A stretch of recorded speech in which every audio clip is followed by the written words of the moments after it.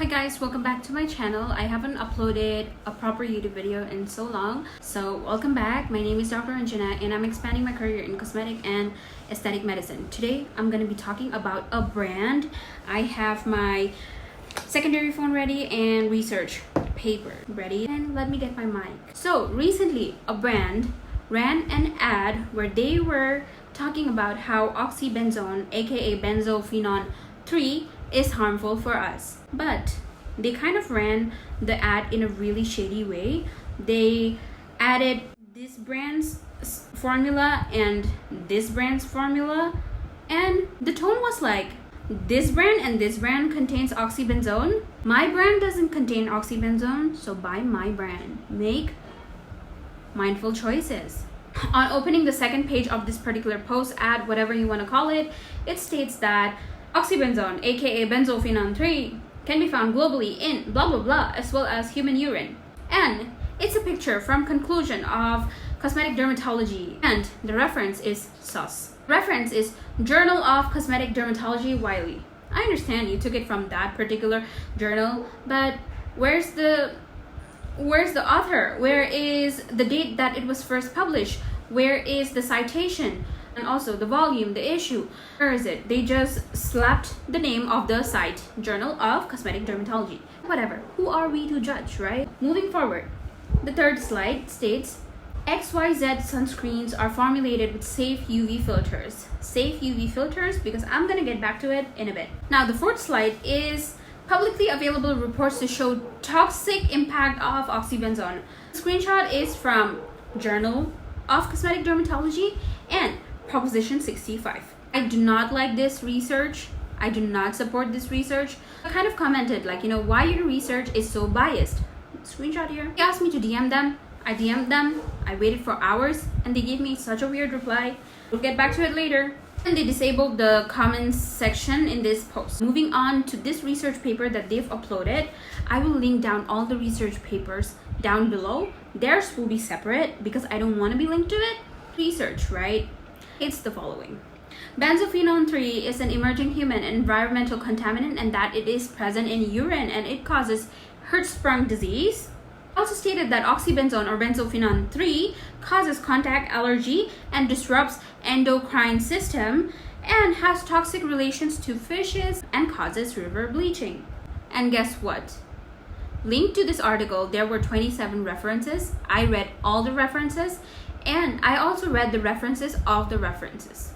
95% of these research papers talked about benzophenone actually being tested on lab animals, experimental animals like rats, mice, guinea pigs, fishes, etc. About the Hirschsprung disease thingy, reference in the main article states that these research and tests were actually done on lab animals again. So these lab animals were rats, insects, Chironomus riparius, okay, Diptera basically. So the conclusion is it was never done on humans, okay. Let's talk about Proposition 65 over here. Wait, before we even talk about Proposition 65 article over here, let's talk about what Proposition 65 is. So Proposition 65 actually is a list of chemicals, be it organic, inorganic, synthetic. So if a brand or a company or anyone uses this particular compound in their product, they need to serve a warning on the product bottle or the packaging. Another thing about Proposition 65 is that it doesn't matter if you're using the lowest amount of, or if you're crossing the bandwidth of that amount, you still have to mention that okay, benzophenone is there in this particular sunscreen, which is why there was a really crazy controversy in Disneyland about Proposition 65. It does not mean that going to Disneyland causes cancer. It's just that stuff that they're using is listed in Proposition 65. And because it's a law for the people of California, they have to follow it. It's not for us. It's not for us. Now, talking about this particular research here, when you open this page, they're actually talking about what benzophenone is, what they might cause. They do not directly tell you that you're not supposed to use benzophenone.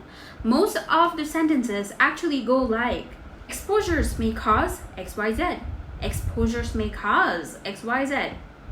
And just like all the research, there are a bunch of references over there. So I checked the first reference for cosmetic containing ingredients linked to cancer and reproductive harm. The percentage of people that reported benzophenone 3 and its derivatives is less than 0.1%. But guess what else was reported? Titanium dioxide. And how many times was it reported? They were reported 8.1% for skincare products and 63% for makeup products. If you want to follow Proposition 65 in our country, then let me read the ingredient. It says titanium dioxide in your ingredient list as well.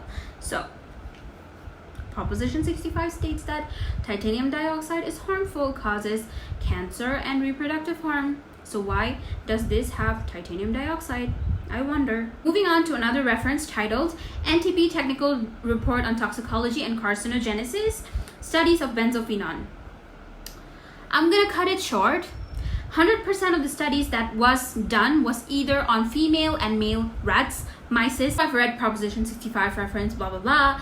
My conclusion is Proposition 65 is not even a gold standard research that you go to when you actually want to know or discover the toxicologic properties of a certain ingredient or a product. And it is only for the state of California. So moving on to the personal message part, right? I will attach the screenshots here. On Thursday, 9:18 a.m., I send them this. Hello brand, regarding this research, could you please share the research papers and the thought process that went into this to conclude that this is the right information? I also noticed that this is an ad. Do you understand how misleading it can be? Looking forward to hearing from you.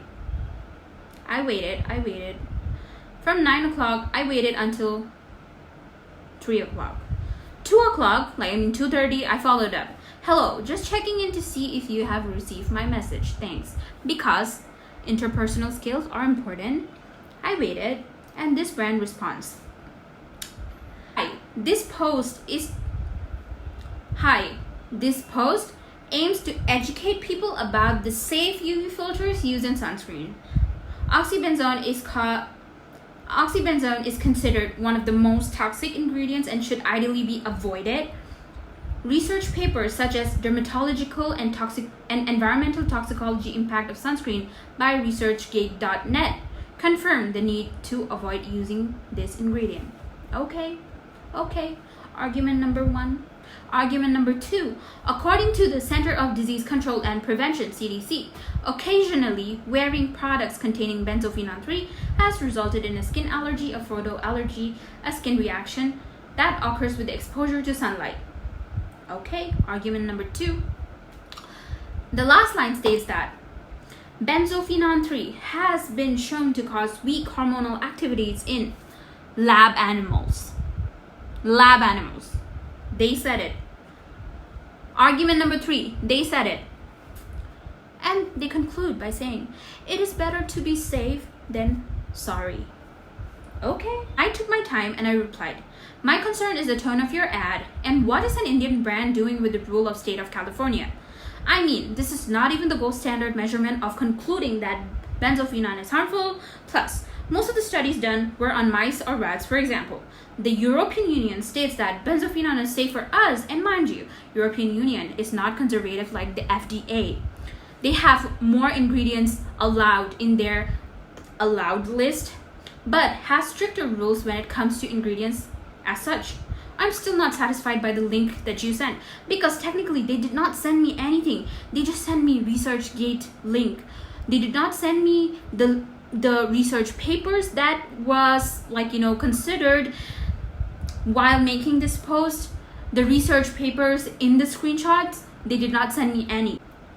I'm still not satisfied by the link you sent. I would like the precise papers that led you to make this post and educate people about oxybenzone.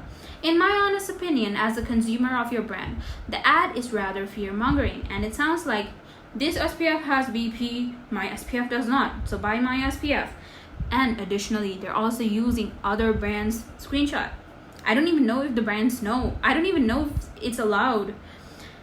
Additionally, with your half-done and biased research, you are influencing a lot of people into giving up their SPF application habits overall.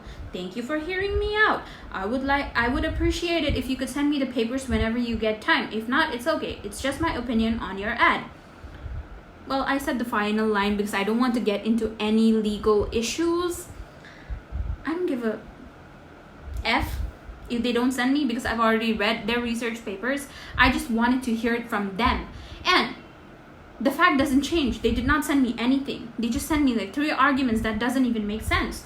And guess what? They've literally copied the lines from Google. I could do the same. So let's get into my personal research, okay? Benzophenone is not harmful at all. To the International Agency for Research on Cancer, there was no data available that said benzophenone causes cancer in humans. There was no toxicokinetics in humans as well. But it also stated that, yeah, we do have enough evidence that states that it might be carcinogenic. That means, like, you know, it might cause cancer in laboratory animals like rats, mice, etc. So in this group, mainly those things are added which do not have any data for humans but have little data on animals. But guess what's in this group? There's adapalene, there's acetaldehyde, and acetaldehyde is used for coffee, bread, ripe fruits. There's naphthalene, there's gasoline. I mean, again, my question is, has anyone ever gotten cancer by eating bread? I don't know. So the other things that are actually there are digoxin. It is a medication that is used to treat heart conditions. I mean, and there is also hydrochlorothiazide, which is a diuretic medicine, etc., etc., etc. Yeah, there were other research that were actually done in humans, and yeah, they did find benzophenone in urine, but this amount was so low, like little threshold, and it was way lower than the maximum capacity, so it was not found to be toxic. Like I said, Proposition 65 is not even the gold standard studies that you refer to when checking the toxic levels of a certain ingredients. You actually go for the European Union laws for such ingredients. Guess what? Even though we have FDA, European Union actually has stricter laws and rules when it comes to such ingredients. In European Union, they state that benzophenone does not possess any risk to the health of consumers, and there is no genotoxicity related to it. I just want to conclude this video by saying that the post, the ad, whatever you want to call it, was, lack of better words, a gimmick. I'm not saying that this brand is bad and that you should stop buying from this brand.